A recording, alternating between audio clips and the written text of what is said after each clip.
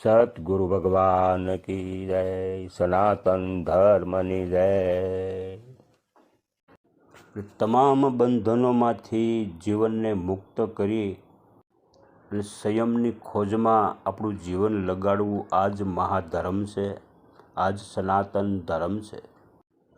ને જીવન ધન્ય તો ત્યારે જ બનશે જ્યારે આપણે વસનમાં વિશ્વાસ રાખશું અને શ્વાસોશ્વાસ સ્મરણ સાધશું, ત્યારે જ આપણામાં ભીતરની અંદર સતરૂપી પ્રકાશની જ્યોતિ જાગે।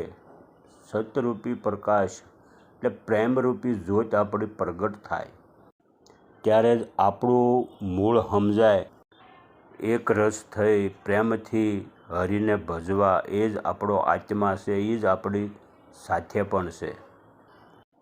તો આપણે આ જીવનને સાત્વિક બનાવવા માટે આપણે આપણી અંદર ઉતરી આપણે આપણી ખોજ કરી લેવી કે સતને ગોતવા માટે કોઈ ધર્મની જરૂર નથી।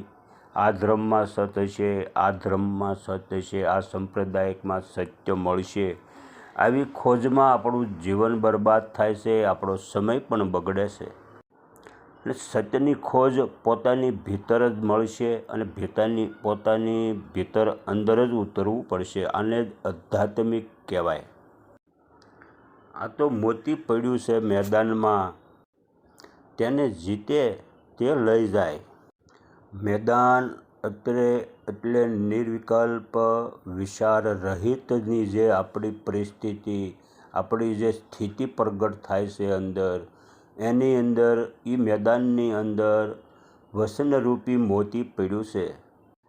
એ કામ ક્રોધ લોભ મોહ વાસનાથી જે જીતી જાય એને જ એ પકડી શકે છે। ને મારું ને તારું આપણા મનમાં મૂળ ન હોય તો જ એ મોતી આપણે જીતી શકીએ છીએ। પૂરા સંસારમાં જેને કોઈ શત્રુ નથી તેને જ હરિરૂપ સંસાર દેખાય। આને જ સમદ્રષ્ટિ કહેવાય, આને જ એક આત્માને એક અભેદ કહેવાય। અને સર્વ જીવોમાં એક સરખું દેખાય, એ જ રામ ભજવાની સાચી રીત છે। અને આપણામાં જે હુંપણું છે, હુંપણાનો જે પદ લઈને બેઠા છે, એ પદ જ્યારે મટી જશે ત્યારે જ સાચો રામ ભજી શકાશે। કે ધર્મ કરો તો ધણીપણું મૂકો, ત્યારે જ સાચા ધર્મની રીત સમજાય છે। અને જ્ઞાનને જો પકડી રાખશું તો જ્ઞાની બની જઈશું। અને આપણે તો આત્મજ્ઞાન સ્વરૂપ બનવાનું છે, જ્ઞાની બનવાનું નથી। અને આ જ સકળું જ્યારે જ્ઞાન હટી જાય ત્યારે જ આપણે ભાન આવે છે, અને ત્યારે જ આપણે ભાનમાં રહીએ છીએ, ત્યારે જ આપણું અભિમાન હટી જાય છે। વિચાર અને ઊંચાઈ આ બંને જ્યારે છોડી દઈશું, ભેદ અને ભ્રમ જ્યારે મટી જાય ત્યારે જ ગગનમાં ટંકોરા સંભળાય। એને જ જાપ અજંપા કહેવાય। આ જ એક જુગતી છે, અને આ જુગતીથી જ યુક્તિ મળે છે, અને યુક્તિથી જ મુક્તિ પ્રાપ્ત થાય છે। અને સોહમરૂપી આત્મા ખુદ પોતે છે, આવું જ્યારે દર્શાય ત્યારે જ આપણું જીવન ધન્ય બને છે। અને શરીરના દેહભાવથી જ આપણે એવું બોલતા હોઈએ કે હું જ બ્રહ્મ છું, હું જ ઈશ્વર છું, હું આત્મા છું। જ્યાં સુધી દેહભાવ છે ત્યાં સુધી બોલશું એ એક આપણો ભ્રમ છે। પણ હું જેના થકી ટકી રહ્યો છું, જેના આધારે સૌ, એ બ્રહ્મ છે, એ નિશ્ચિત છે, એ જ સત છે। અને હું જ ગુરુ છું અને હું જ બધું કરું છું છે, એ એક એવો ભ્રમ છે।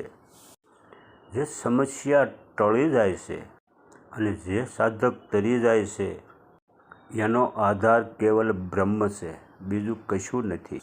અને ખરેખર આપણે સાચું ઠેકાણું જાણતા ન હોઈએ ત્યાં સુધી આપણે આપણા નામની અનેક સ્થાપના કરતા હોઈએ, અને સાધક સ્વીકારી લે આ અમારા ગુરુની સ્થાપના છે। અને ગુરુ ગમ જાણ્યા વગર ગુરુ બની ગયા અને શેલાને ઠેર ઠેર સ્થાપના કરીને ભટકાવે છે। અને સ્થાપના કરવી સો ગગન મંડળમાં, સ્થાપી દો આપણું આસન। અને સમરે જો કોઈ સોહમ તો તુરંત પ્રગટ થાય છે અલખ પુરુષ, અને ત્યારે જ મટી જાય છે 84ના ફેરા. આજ આપણી સ્થાપના છે. સ્થાપન કરવું એટલે આપણા ગગનમંડળમાં આપણી સુરતાને થાપવાની છે. આજ આપણું મૂળ આસન છે.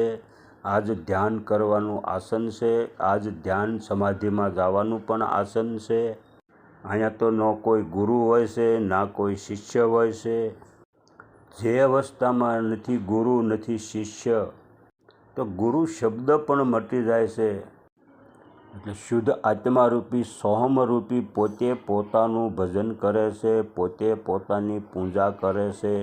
આ જ હંસરૂપી આત્મા છે, અને હંસનું નામ જ સોહમ છે. પૂજા અને જપ સોહમ દ્વારા થાય છે. આ જ હાસો ધર્મ છે આપણો.